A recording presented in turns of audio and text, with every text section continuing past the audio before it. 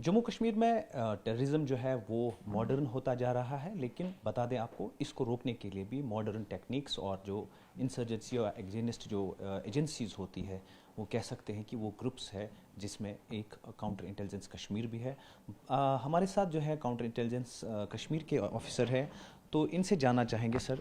अभी अगर हम साइबर जिहाद की बात करें, क्योंकि पाकिस्तान की तरफ से बार बार प्रयास किए जाते हैं साइबर जिहाद शुरू करने के, क्योंकि अब काफ़ी बैरियर्स जो है एलओसी अक्रॉस लगाए गए हैं, जिनसे फिज़िकल टेररिज्म जो फैलाना वो कहीं ना कहीं बहुत मुश्किल हो रहा है। तो साइबर टेररिज्म फैलाने या साइबर जिहाद फैलाने की कोशिश की जा रही है। कैसे माध्यम यूज़ किए जाते हैं और कितने मॉड्यूल्स अभी तक जो है सीआईके ने अभी तक बस्ट किए हैं?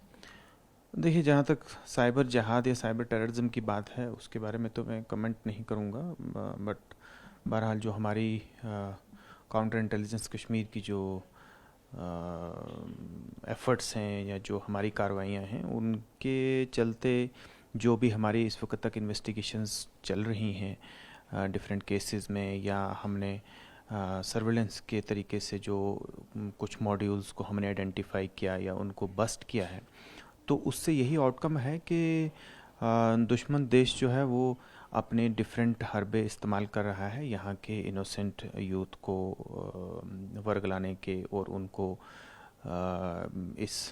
टेररिज्म में धकेलने की कोशिश कर रहा है, जिसके लिए वो बेसिक जो ऑनलाइन प्लेटफॉर्म्स को यूज़ करते हैं, अपने पोटेंशियल टारगेट्स को आइडेंटिफाई करते हैं, फिर उनकी ग्रूमिंग शुरू होती है। ग्रूमिंग के बाद वो उनको जो है डिफरेंट एनक्रिप्टेड कम्युनिकेशन एप्लीकेशंस के ज़रिए उनके साथ कांटेक्ट करते हैं, और फिर इस तरीके से ग्रूमिंग और टास्किंग और ये सब जो है वो करके पोटेंशियल रिक्रूट्स या ओजीडब्ल्यूज़ को तैयार किया जाता है। तो इस तरीके से काफ़ी सारे एफ़र्ट्स दुश्मन देश की तरफ से जो है वो किए जा रहे हैं, जिसमें वो तमाम जो दहशतगर्द तंजीमें हैं, जो टेररिस्ट ऑर्गेनाइजेशंस हैं, उनके डिफरेंट हैंडलर्स, कमांडर्स वो एक्टिवली इस चीज़ को परसू कर रहे हैं और ऑनलाइन जो माध्यम है उनको यूज़ कर रहे हैं। तो हमने ऐसे करीब करीब पिछले दिनों में ही रिसेंटली 4 से 5 मॉड्यूल्स को आइडेंटिफाई करके उनको बस्ट भी किया है, और काफ़ी सारे लोग जो यहाँ से उनके राब्ते में थे, किसी तरीके से उनको ग्रूम किया जा रहा था, उनको हम लोगों ने डिस्कनेक्ट किया उस मॉड्यूल से, उस पूरे मॉड्यूल को बस्ट किया। और ऐसे लोगों को मैं ये कहूँगा कि हमने बचाया है कि वो टेररिज्म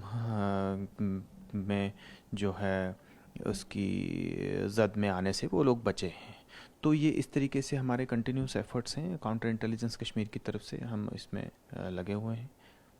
तो सर, एक हाल ही में एक मॉड्यूल बस्ट किया गया था, जिसमें जो कह सकते हैं कि कमांडर लश्कर तैयबा या जैश मोहम्मद का था, जो कि अब्दुल्ला गाजी, जो कि अक्रॉस एलओसी से हैंडलर जो यहाँ पे हैंडल कर रहा था पूरे मॉड्यूल को। तो ऐसे कितने मॉड्यूल्स और हैं जिनका मेन और डायरेक्ट कनेक्शन जो है एलओसी पार से है?